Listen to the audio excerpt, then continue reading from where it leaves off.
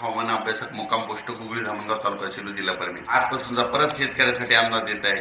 पण हा फक्त 10-12 जिल्ह्यामध्ये अवकाळी पाऊस पडणार आहे. म्हणून त्या भागातील शेतकऱ्यांनी कांदा असो हळद असो तुम्ही तुमची झाकून ठेवण्याची तयारी ठेवायची. सांगायचं झालं तर 20 एप्रिल पासून ते 28 एप्रिल दरम्यान महाराष्ट्राच्या दक्षिण भागाकडे पाऊस पडणार आहे आणि कोणत्या कोणत्या जिल्ह्यामध्ये पासणार आहे म्हणून हा अंदाज लक्षात घ्यायचा.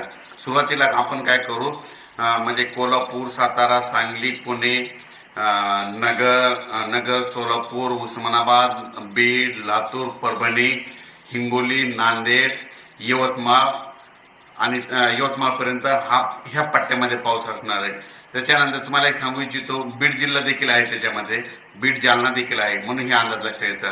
म्हणजे सांगायचं झालं तर आपण परत एकदा सांगतो, सातारा, सांगली, सोलापूर, कोल्हापूर, पुणे, त्याच्यानंतर नगर, बीड, जालना, परभणी, हिंगोली, लातूर, नांदेड, यवतमाळ